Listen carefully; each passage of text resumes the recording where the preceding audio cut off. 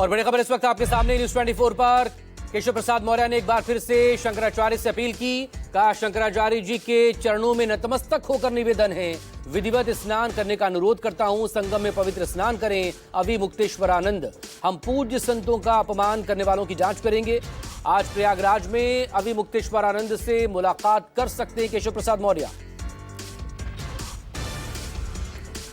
मुझे जब बात करने के लिए कहा जाएगा तो जरूर करूंगा। मैं तो प्रार्थना तो कर ही सकता हूं, चरणों में शीश झुका सकता हूं, निवेदन कर सकता हूं और वह निवेदन किया हूं।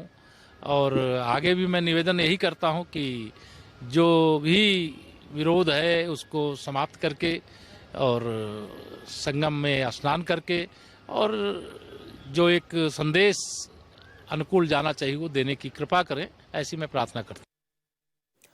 सीधे करेंगे इस वक्त मेरे सहयोगी मानस श्रीवास्तव हमारे साथ जुड़ गए। मानस, लगातार ये 18 जनवरी से जो शुरू हुआ है प्रयागराज में पूरा हंगामा, उसको लेकर कोई नतीजा नहीं निकल पा रहा। इस सबके बीच लगातार केशव प्रसाद मौर्य की जो अपील की जा रही है, इसका क्या कोई असर हो सकता है? हालांकि आज कोई आधिकारिक कार्यक्रम तो नहीं है, लेकिन क्या मेला इलाके में जा सकते हैं केशव प्रसाद मौर्य मुलाकात करने शंकराचार्य से?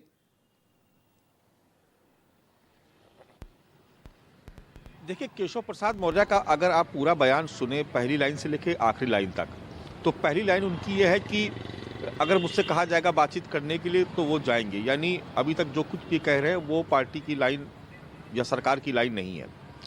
दूसरा जो उन्होंने अंतिम लाइन कही कि हम चाहते हैं कि शंकराचार्य जी अपना विरोध त्यागे और एक अनुकूल संदेश जाए।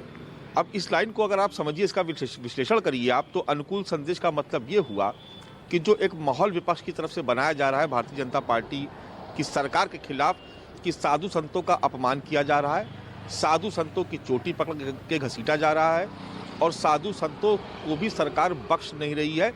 ये जो एक संदेश जो समाजवादी पार्टी और कांग्रेस की तरफ से जो लगातार एक भेजने की कोशिश की जा रही है आम लोगों में, या एक नैरेटिव गढ़ने की कोशिश की जा रही है, दरअसल केशव प्रसाद मौर्य ये कह रहे हैं कि शंकराचार्य जी के चरणों में प्रणाम और वो विधिवत स्नान करे जाएं और अपने विरोध का त्याग करें, जिससे एक अनुकूल संदेश जाए। तो अनुकूल संदेश का मतलब ये हुआ कि जो भारतीय जनता पार्टी हिंदुत्व का नारा देती है, जिसके लिए कहा जाता है कि साधु संतों और सन्यासियों का सम्मान करने वाली पार्टी है, अगर उसी की सरकार में साधु संतों के अपमान को एक इतना बड़ा सियासी मुद्दा बना दिया जाए, और वो भी तब जबकि 2027 के चुनाव में बहुत वक्त नहीं है, सभी सियासी दल अपनी तैयारियों में जुटे हैं, तो ऐसे में ये विरोध भारतीय जनता पार्टी को भारी पड़ सकता है। इसलिए वो डैमेज कंट्रोल की कोशिश कर रहे हैं। लेकिन यहाँ ये भी समझना होगा कि उत्तर प्रदेश सरकार के और भी तमाम मंत्री हैं। देखिए, इसमें दो चीज़ें हैं।